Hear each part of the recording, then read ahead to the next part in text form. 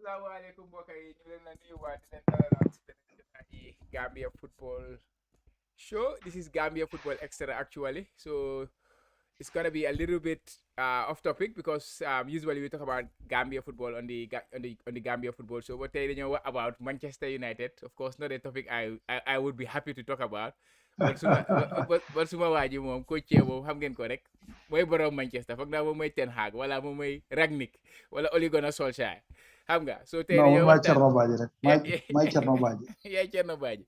Waaw baax na kon so today we want to talk about the Manchester United. Tey dafa bëgg a discuss about their new coach, incoming coach Ten Hag. Yeah, he has a good pedigree. I am quite interested in how he's gonna reshape this United team because United since Alex left team bi fu mu nekk nii mi ngi dem wii xam nga nekku di doxee nu mu fa demee which is nice to see as a Liverpool fan of course. But yeah, without further ado, how a jox cee coach nuyul mbokk yi naka la. Wow, ciao. Bi moom maa ngi nuyu suma mbokki Manchester yi rek, understand nga. Di nuyu mbokk suma football fans all over the world, xam naa ne ñoom interest na si bëgg a dëggal li ma wax xam nga ñeneen nag moom dañ ci na leen ne ñeneen du leen ne parce que ku nekk ak sa own opinion la but pour ñu understand ne li ma wax fii rek it's just something that I feel ne comme loolu laa loolu man loolu suma opinion daal loolu laa bëgg daal ñu def daal understand nga given the fact that we have a new coach understand man suma judgment dama ko based on what the team needs right now okay and also how the coach works because dañoo xool tamit comme ni ko waxee CV lu mu wax ak naka la lay liggéey so man foofu laa ko based on.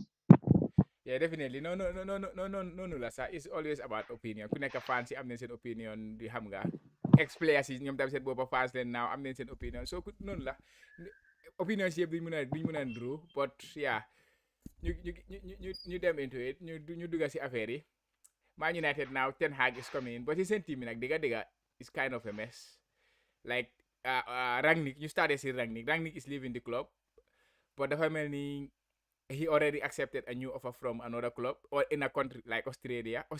He's gonna be the national coach for Austria, and now he's still gonna be the consultant for Man United. I don't know loolu naka la war a wookee mun nga ñoo lifin si loolu mun nga see caxabal tuuti balaa ñoo dugga si sa Ten Hag reign bi.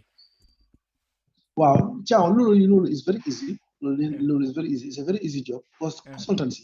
It's all about putting things together. Wow. Understand? You don't necessarily need to be on the ground.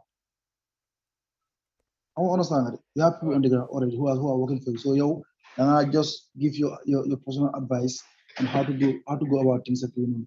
Yeah. So I don't think that should be difficult. Well, this coach national team, the coach club. More gonna hectic. Yeah, actually Liverpool, our goalkeeping coach now, or one of our goalkeeping coach, Tafarel, is also the goalkeeping coach for Brazil and also the goalkeeping coach for Liverpool. So he worked for two different. Exactly. Yeah, of course, dina do. But the funny rek nakala Ten Hag announcement am bi happen before Rangnick di finish. Then Rangnick mom tamit mu announce ne mi ngi dem coach Austria, xam nga. I think all those things could have happened at the end of the season. Fogo lolu. Wow, why have dañoo deflect affaire si. Wow. Understand? Because man right now you see at a very low position. Understand? So motor guy will deflect. What you look at announcement after we look do for. It's like announcement ten hard. So one chobi. So that's how they work. That's how they operate now. So what do you mean? It makes no difference to me. Okay, so coach bi ñëwee def lu mu war a def kay yeah I think this is all gonna be secondary or something like that. But yeah, ñu dugg si Ten Hag, new Man United manager, 3 years like signed, right? If I'm not wrong. Wow, with option to add another 1 year. Yeah, I guess the teams Ajax he did it very well in the Champions League. I can remember the season Liverpool won the Champions League. He was close to being in the finals with Liverpool until Lucas Moura come out with his magic to score that hat-trick. And then he also have some time working with Pep Guardiola because Pep Guardiola, I think you ñëpp dañ ko like he's one of the greatest football coaches when it comes to him is si game bi dafa bari so anybody who works with him dang dee mën a xam ne ok kii am na dara lu mu jëlee si moom ak yooyu noonu. But Ten Hag, he's a man of himself. He has his own identity. Ajax, they are playing some beautiful football. Ajax football, we all know, like naka la ko waxee Johan Cruyff more is his sense system boobu noonu ba nga xam ne it kind of spill down to Barcelona, Pep Guardiola. So it's kind of revolve around that beautiful football, that total football that you can cry boom boom boom on a living. So Che, what do you make of him as a manager, Ten Hag? Wow, Cham, from day one, man waxoon naa ne if you can remember, man waxoon naa ne moom laa bëgg ñu sign. Even Yeah. well before the house Solskjaer. Man dama believe woon ne Ten Hag is our guy. Because comme football dafa advance, understand nga gis nañ léegi ñoo play Chelsea ak Man City, understand nga te ñoom ñëpp seen coaches they all play that mun naa sax City ak Liverpool laa mun naa wax si loolu sax.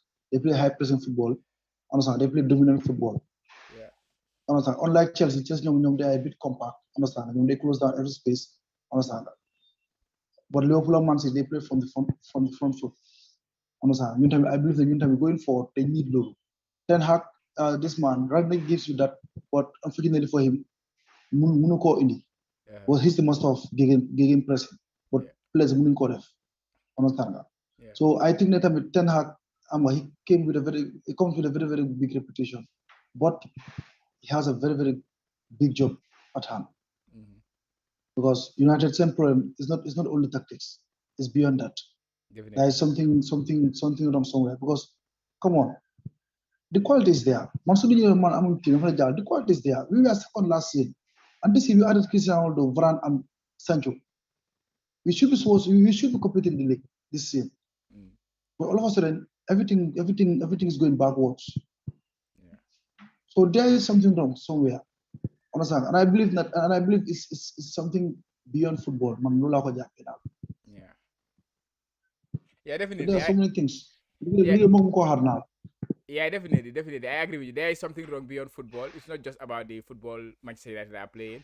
And like you rightly say, having finished second last season and having added those three players, Varane, Cristiano Ronaldo, and Sancho, it should have been better from that point on. Yeah, but also I think there is a mistake that Manchester United. Yeah, this is my opinion, right? Okay, I feel that there is a mistake that Manchester United as a team and as a fan base, the mistake they made. That second day, they took it like there was huge progress from Manchester United, which was not necessarily huge progress. I think it was more about the teams around them not doing so well. That's why Manchester United kind of did well, right? One team, Chelsea, last season we know Lampard started the season, he left. They were struggling at the first half of the season. Manchester City, they had their normal self. Chelsea, they had that issue with Lampard. They had to sack him. And then Tuchel came and changed the team completely. They won the Champions League. So it's just like Chelsea had an exceptional season. But Chelsea were not great last season. You look at Liverpool. We all know what happened at Liverpool last season. The injuries were completely out of this world. Understand? So Manchester United, they took advantage of those things. And then the Manchester United as a fan base and as a club, they kind of see that as a big progress they make. So now we are close to challenging the league. But in actual sense, it was similar to the previous seasons that they have. If you look at the points tally that they racked up last season, it's very similar to what they racked up in previous season when they finished fourth and something like that. So that was one mistake they make. They have to accept that, like, we have a long way to go. But they still did something because they did 3 big major signings. And of course, Ronaldo signing, I have my opinions on it. No matter how many goals he scored, I have my opinion. And I don't want us to debate about that one. So anyways, let's talk about Ten Hag about his change in terms of football, in terms of players, in terms of positional play. Yan position nga foog ne Ten Hag should improve this kind of areas on the team. Okay, Chama, first of all, then you hold Ten Hag ndax lay bëgg play. Yeah. Okay. Then mun xam yan seen players lañ wara indi ak ndax la wara approach it. Yeah. First of all, Ten Hag he press high. Yeah. Understand? Defender they defend 50 yards away from the goal. Which ñun suñu defender ñu struggle with Maguire and the likes. Yeah. Understand?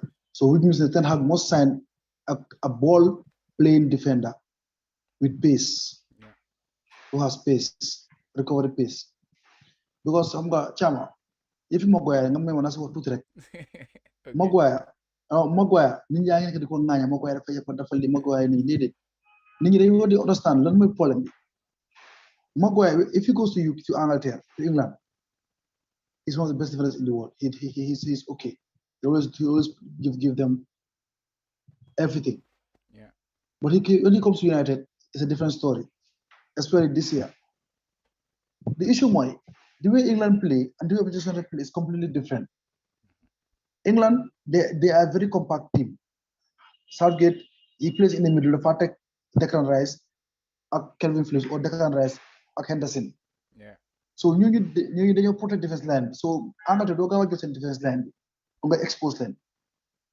Yeah. But in Manchester, su dee Fred amuk tawul ñu ngi play sax dafay tene. Yeah, definitely. But Rangnick bu mu ñëwee Maguire dafa gën a garaaw because of Rangnick moom tamit dafay bëgg a press high, dafa play high defense. So Maguire dañ ko di isolate te moom mënut woon wax.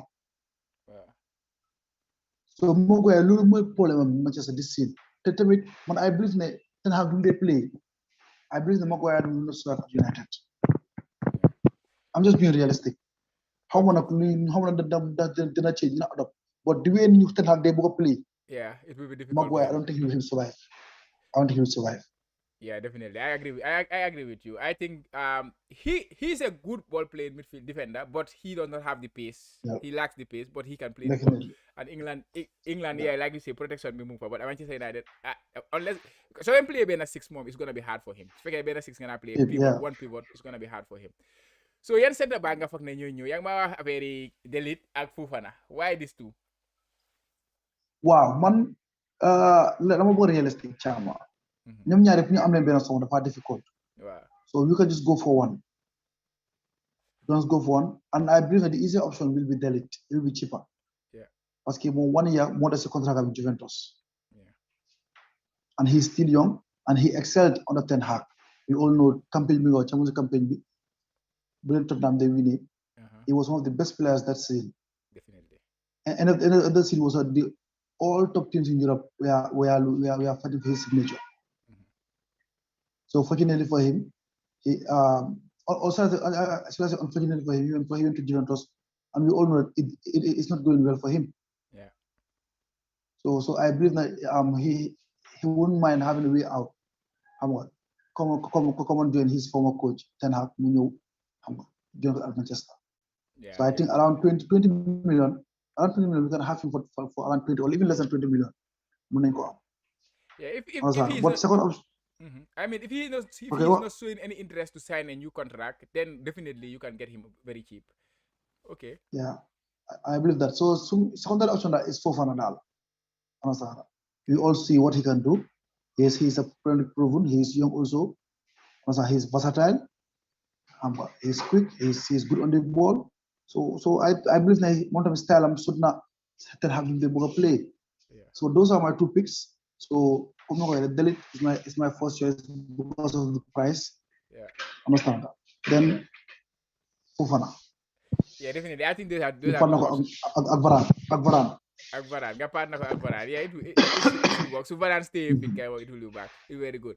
And especially Delite, to be honest, man, I remember at Bobo Nono. I knew Liverpool had some very good centre backs at that time, but I really wanted him to be part of that squad.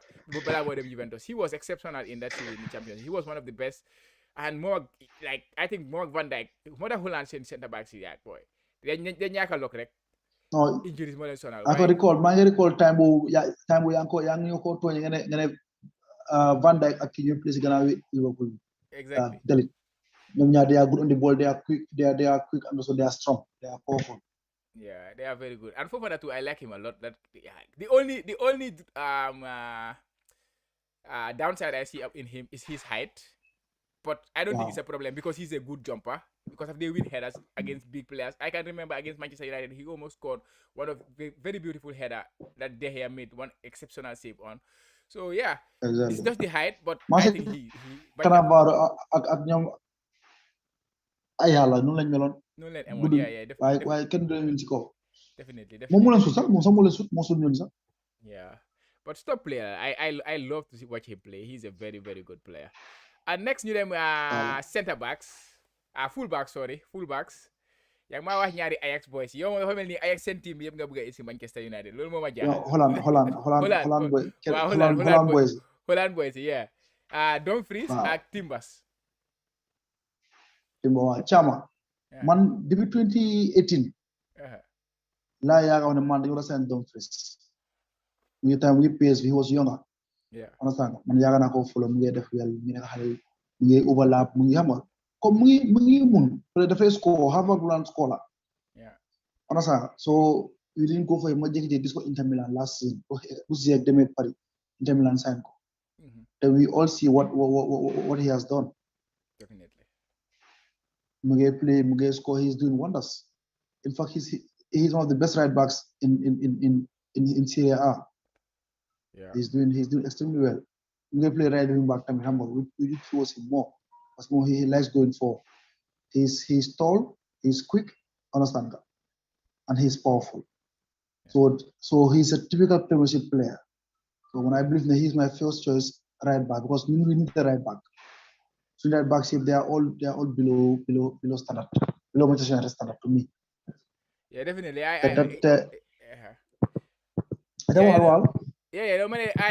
said that Nako. Euros, he was very good at the Euros for Holland. Dumfries. And then Champions League this season, they played the second round with Liverpool. So I kind of watch both games. I don't follow Inter very well, but Mingi replaced player Bohamantene was the best player, one of the best players in the Serie A last season. That is Hakimi. And then dafa mel ni dafa ñew rek feel in straight away because Inter are still doing well.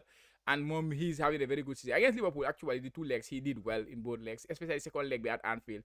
Sonal nañu torop. So, yeah. No, mo play. Dafa am dole. Après xalé fa mëna daw. Fa lañ jol la. No mo am problème mom xamul overlap. Comme demo ñom du problème. On sa. Té ñun dañ am ñaar. Am nañ ko xamne mëna yobbu waye ñom ñaar yépp nak Maguire kini. Wan Bissaka ak Dalot. Their biggest problem moy defending behind. Come the defense they are not aware. Every time they get the ball behind them. So they need always. One Bissaka lu muy problème monta lu muy problème. Ba pare tamit dañ jëne bas bi gën sa réer. Xam nga. Positional awareness or something like that. Exactly, positional awareness, exactly. That is the right word. Yeah. That's the right word. Yeah, Timber nak. Man Timber I don't know him very well because Ajax seetaanu ma leen at BC Champions League bi. But xam naa moo dee door seen right back bi naka la. Waaw man tamit du ma fen saanu ko lu bari. Moo dee ma ne ko boole naa doon di ko di check videos ak di xool. Ma gis na fi play center back, play right back. Waaw. Understand. Man tamit he's my second pick for right back. Understand. Then again, su nga xamante bonus la because mun naa play ñaari rôle yëpp right back ak center half.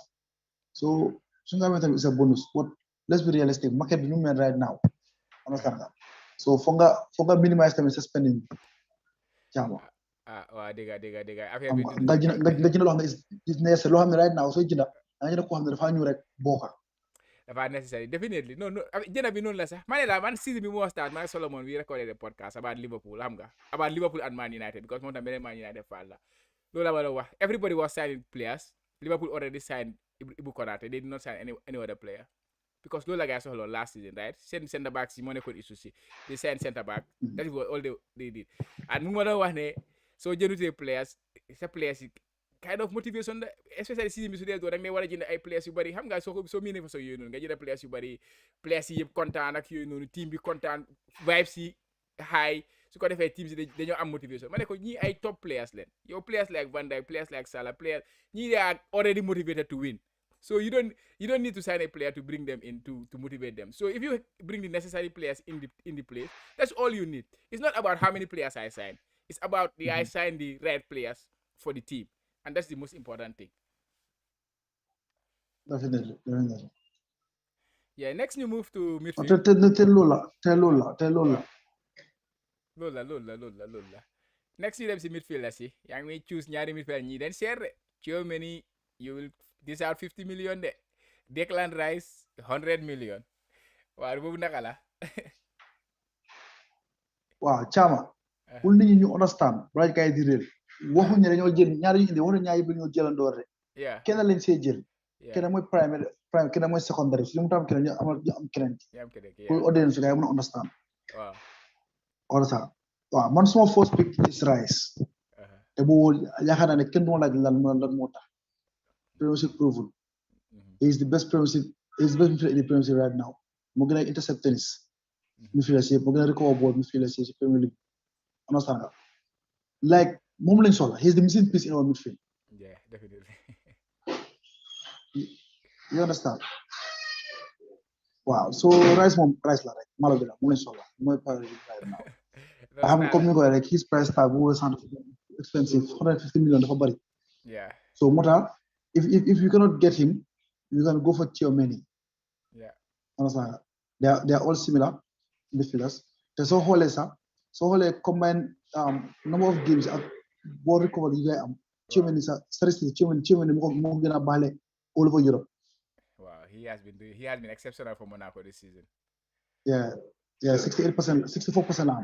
While Rising am 61%. Yeah. So Tchouaméni is the best holding midfielder. Come when it comes to statistics in winning balls. Understand? But intersection, he's no one in Europe. Nice. Declan Rice. I think you guys have Pogba, right? Pogba, Billy, Manchester United. But if I leave, I know he is going. He's going. I know he's going. But Declan Rice is a player who could be a very good partner for Pogba in midfield. Because look, they cover the ground in midfield. So I'm on time Pogba play best football. Come France, like, no Amengolo Kante, mu cover ground bo yep. Pogba daf dey play nu ko nexé. On say if they am flair, if they muna gene football am ko dey muna gis.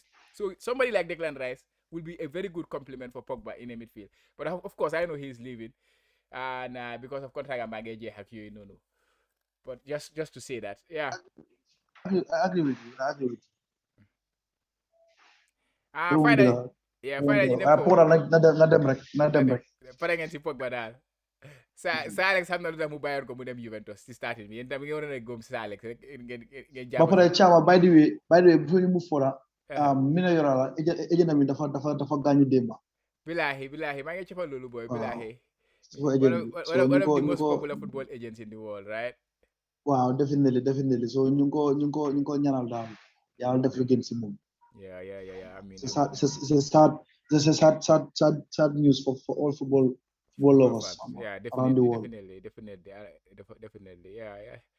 Rest in peace, Mino.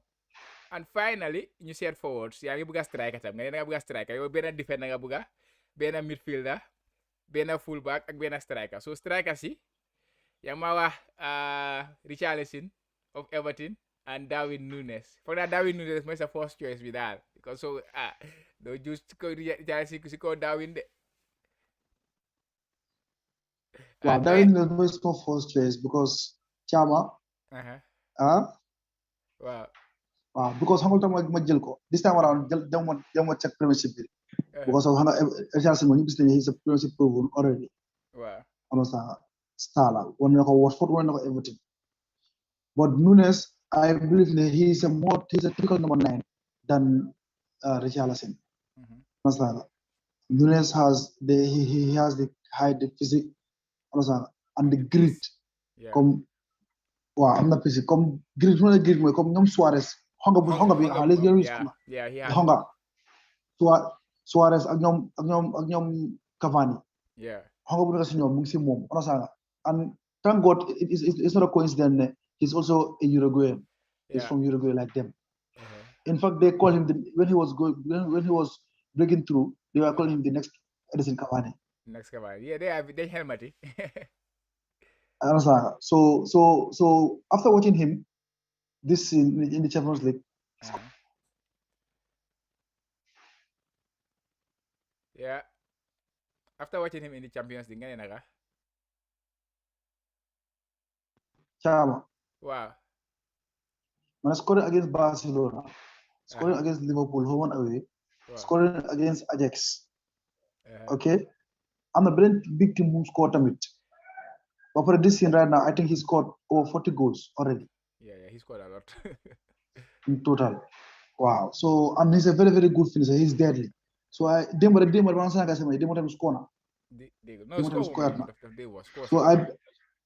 Wow. So I believe he will be a very, very good fit for United and for Ten Hag because of the pressing system that he now plays. Well, he's very busy. He's very agile. Understand? So I think he will suit our system, our Ten Hag system. Yeah, okay, Ten Hag must know him because of Champions League. Yeah, definitely. But he's versatile. That facet of him, man sort of my surprise. He's very versatile. He was playing on the wing for Benfica when he first joined them, and then the even game, guy, at most of the game he was on the left side of like the Mane role they play, Diaz role they play, he was playing most of the time there. So he can play there, and he can play as a main number 9. But I Exactly. understand that if a minimum he prefer to play with two strikers rather than as the only target man, I think. Yeah. Mga no like this mom. He like operating on the left side. Come go ahead. Even if he plays no one nine, he always goes on the left Drift to side. the left, yeah. Follow them then. Yeah, definitely. I think if you have 4 of those signings, it could be a good start for Ten Hag, because he will be working with players you ham. So I said ni if for example the Dutch guys Delete, so whether I'm somebody like Delete, if you have somebody like Timber, so those players, but I think he can also unleash Van der Beek at Manchester United. Don't you think so? Waaw foofu laa bëgg a ñëw xam nga su ma waxee loolu maa nga 4 players rek laa ñi jàngoon ne man dañ ni mu doon 4 players am na players yu bàyyi 6 players ñu bàyyi out of contract caama li ma def rek mooy Ten Hag li nga xam ne mooy produce xale yi players mu amul def la ñu nekk star du dëgg ok léegi ñun apart from our defense midfield James Garner is having a good scene at Forest, Nottingham Forest. Yeah. Understand? We have Van der Beek, he's on loan. McTominay is there. Fred is there. Okay. So Nyonyu, I think Nyonyu they never have a chance. Yeah. Understand? New hold what they can bring. Because Ligam Lamont improve Nyonyu. Integrate the team. Definitely. Blanga again, this one has but we didn't find flexible. Trial New Indica. Parce que moom loolu lañ ko xamee dem su gisee ne dem na ba jëmwaare jot ñooñu mënuñu ko foog den léegi mën naa ngeen dem uti ci lu mu bugga du dëgg I can agree as a Liverpool fan I can agree 100%. waaw léegi comme la ko def mata ci génne James Garner mu replace ko mata mu ngi dem Hannibal Medbury mu replace ko let's give you the chance do mën nañu play dañu chance bi après bàyyi digga si presse ñu ngi wax ne man dañu la jënd Nkunku ak Anthony pour lan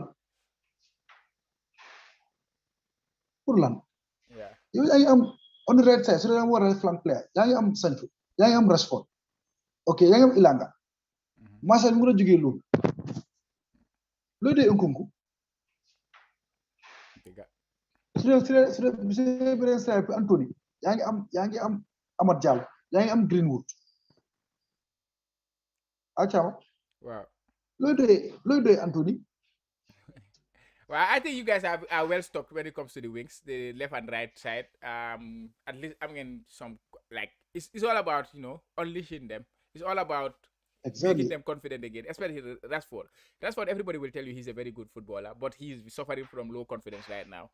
So somebody who can give him that confidence, that booster again, I think he will come back to be a good player. And Jadon Sancho is one of the best right wingers coming into Manchester United. So it's just about could we find this answer to it, to find the solution to him. Yeah, of course, you have man Liverpool is about. So we have been through this kind of situation you are facing right now. Club, when he came to the team, we were struggling. We are 8 in the table.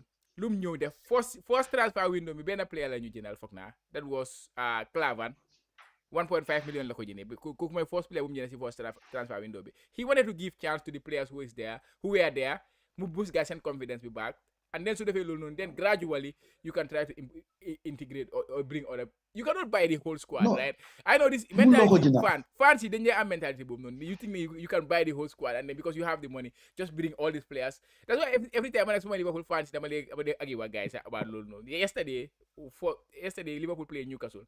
They rested the whole squad. They rested Salah. They rested Thiago, Fabinho, and then they bring players like James Milner and all. The first reaction generally for fans, I don't like this formation, blah blah blah. The first thing is you have to trust the squad because the players he has built the trust with the players. So build trust with them. You can play them, right? But yeah, go ahead. Definitely. Comme nga wax rek Chama Ten Hag ñun dañ jël 4 windows wala sax pour ñu mën a jël lu mu jënd yu mu bëgg a jëndee parce que comme ni ko waxee xaalis dafa important ñu dañuy wax naan ne dañoo jënd kii te loolu xaalis moo ko jëndaa so dañ prioritize positions yi nga xam ne yooyu dañ ko nit by force mooy central midfielder holding midfielder position woo dañ ko soxla they need center half, they need right back, ba pare they need striker. Yeah. maa ngi dégg nañu they need left back. Understand nga si report si. But man, I don't feel we need a left back. We have Luke Shaw, we have Teles, and we also have Fernandez in the under 23s. Yeah. He's a very, very good footballer. Wow. That duo has potential. Last game against Chelsea, he was on the bench. Yeah. He's a very, very good left back. Although, Sasan become Teles fa yuma de. Teles one first day won't play against Paris. But how should I make debut on Champions League? Wow. First day, because I'm like, ki Luke Shaw mo komo. You know, I'm like, ki Luke Shaw tomorrow. Du bien sa play, du bien sa Teles mun na daw cross, waaye dafa des. Dafa des trop. Dafa des trop. Yeah. So man, that do that, bona dal indi ko. Wala ñu spend xaalis left back position bi daal. We try to integrate that Fernandez daal ñu xool ko. Parce que mun na football, xëy na body size am na high, but dafa xaw a lapa. Loolu la nit pour physical la nit pour work on, but he's very confident, he's comfortable on the ball. And he's also scored goals. He's a goal threat. You know that. Definitely. So Ten Hag. Why I want to add something. It's a striker si. Yang ma wax ne yaa ngi soxla striker. Yaa ngi am Chris. Okay, Cavani dafa dem. But Chris is there. So how do you plan to work with Chris next season? Because Chris is very important in your team, right? Wow, Chris. So he's the problem. How can he be the problem? Whilst he's scoring goals for us, he's been our solution for the time being. Understand? Every time we see the Guinea, li nga Chris moom Ten Hag moo la jëkk waxtaan ak moom xamoon ne ko you are aging te moom ni ma bëgg a play dafa high trop te yow mënuloo play week in week out. Understand? There are certain games yoo xam ne I will left you will be left out in the squad. Yeah. League Cup games tamit ñu noppal la. But Chris xam naa he wants to play every game. But he has to understand ne AM du ko may. So man loolu laa gëm daal comme ñu wàññi number of games moo play ñu nit tamit daal especially when we are playing these small teams. Understand? ñu mun naa toog si benn bi su game after so ñu indi ko. But it's all about that dialogue between him and Ten Hag. Yeah, it's a big thing to manage. Chris is a big ego, you know. We all know he's a big ego, and he's a big present in the football landscape. So yeah, he has a big personality. Big personality, exactly. So it will be difficult to manage it. And yeah, problem be. This is why we think it is a problem, because he's a big personality. So you are managing something low money. You could have done without it. It's bigger than you. It's bigger than you. Well, exactly. It's like Chris dafa nekk level bi Manchester United ñu ngi level bi so léegi nga bëgg a ñëw isi leen to the same level. It's quite difficult. And for me personally, when I said he was a problem for Manchester United, because Ole Gunnar Solskjaer was on a project and he was building something that was growing in a gradual way, then all of a sudden you bring something very big, and then now he has to manage that with this. So it was not working for the coach. That is why I think. But it's not like I think, oh, Chris is not good enough anymore. Like, I never think that way, but it was just about managing all these kind of scenarios. He was not the right fit. Right fit. Exactly. He was not the right fit. Man, I agree with you. Man, dama day wax loolu. Dama day wax ne waaw. So fatta ko toga ñor. Understand? Ñoo yoko ci ñuluk. Ku mu gëna bari. Far nak mala bi ñoo xéja ñu lifin. Ñoo propoto. Well, exactly. Exactly. That's a good explanation. So no love for them. But I believe that Chris will stay. But one time he has to understand. He has to understand. He's not 30 anymore or 20 anymore. He's 37. Yeah, definitely. So for more understandable. Wow. Mandal li la gis dal. Mandal li foy dal mako rek Telit, Drumfist, Declan Rice, Darwin Nunes. They're my first pick. Yeah, I think those are secondary players. Exactly. Secondary bidal, Fofana, Chiomeni, Timba, aka Richarlison. Yeah. Richarlison neexut ma de because moom moo yaxat Thiago last season moo tax affaire am neexuma. No, he's a very good player. They're all Brazilians, so And I was reading an article this week about Richarlison, about by Tom Carney. He's on the Athletic. He writes about statistics. You know how man very statistics so he was writing about players how to measure goals, like the impact of goals. So Richarlison, his goals Like he's amongst the top 3 strikers in the league in terms of the goals he scored compared to other goals. Xam nga, for example, yow yaa ngi play nga score match baa ngi demee 3-0 nga score the fourth goal. It's different state of the game. Comme yaa ngi match baa ngi demee 1-1 nga score, match baa ngi demee 0-0 nga score the winner in the last minute. That goal is more important than goal ball score. winner. So exactly. So the importance of his goals. Gis naa li nga xam naa li nga wax. Exactly. So his goals importance are one of the best in the league when it comes to scoring in the clutch time. Just like you play basketball, could have scored that last shot. Exactly. Xam naa yéen bu Liverpool musu laa gis Liverpool seen benn list. Storage moo tawoon list boobu noonu storage. Yeah, he's Liverpool good score. Exactly. Comme ni nga explain storage fana Sadio Mané moo nekk second. Okay. Yeah, fana Salah ak Suarez ni 5th ak 6th something like that. It's not list boobu. Yeah, something like that. Exactly. Yeah. So loolu la daal. So reality is dafay score important goals daal. In other words, suñ ko bëggee put into a very basic way, it's like he scores very important goals. His goals are usually important. So that makes him a big game player. In other words, too. More score goals against Chelsea. 1-0 the guy win. So which is very important in the context of relegation for them now. Exactly. But for the moment, if you guys relegate, we'll have him for cheap. Yeah. So he'll be cheaper. So, your phone negative. Yang malah want to Everton them down. Like on one side, guys. No, we are United. We have the money, boy. If you want him, boy, so we can go for him. We have the money. We are the biggest team in the world. New team yalla bi. Ñun gëmuñ loolu de. Ñun Liverpool gëmuñ loolu. We are the most successful team in the world. ñu ñëw Angleterre ñëw fa trophies. Champions League. Chama. Wow. Comme nu koy waxoon rek. This is my opinion, understand? Yeah. From my own perspective, understand? The way ni mo understand Ten Hag, li mo track record am bi, understand? No la based on smart signings. Understand? Ak lu team bi right now. So when I'm listening, he needs 4 transfer windows to muna am lim buga. Yeah. So my United fans tamit, let them be behind him, understand that? Yeah. ñu munal ko mais am patient because of Liverpool suñu agani tey patience moo leen ko may. Definitely. Club nekk na for 6 years bala moo mun a am success mu am ne. Yeah. So Rome was not built on a day. It's understandable. We United fans, we are addicted in winning or to winning rather. We are unlike Arsenal. Understand? ñoom ñoo xam ne tey maa ngi seetlu video mu ne boo Arsenal fans we are chanting their boring football. Time mu ngoon Chelsea. What is boring is sitting for 10 years without winning a league title. That is boring. Understand? So, ñu ñaan rek 2 years yaakaar man dama gëm ne 2 years will be enough for him. Loolu laa gëm. Should be enough for him. Wow. Alright guys, yéen a ko dégg. So loolu la woon daal.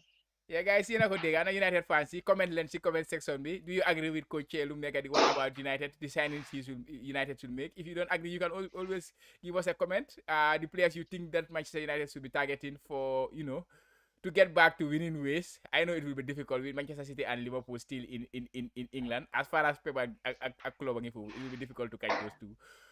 But yeah, guys, get in the comment section, and if you are new around here, please consider hitting that subscribe button. And if you like what we do on the Jollof Football Bantaba, we talk about football, everything football. But of course, the main football topic we want to talk about here is usually the Gambian football. But then say numbers affaire yi look at European football. So loolu leen def tey. So don't forget to like, guys. So bi ñu joxaat leen jotaay xëy na next week xëy na Cee na fi ñëwaat ak beneen bagage yi United ak yéen balaa affaire yi xam ngeen rek. Mooy Cee naka la. Waaw. Boy, mooy loolu boy. Thank you so much. Di gërëm suñu audience rek. Bu leen fàtte sali boobu ya. Yeah, alright guys. So bi beneen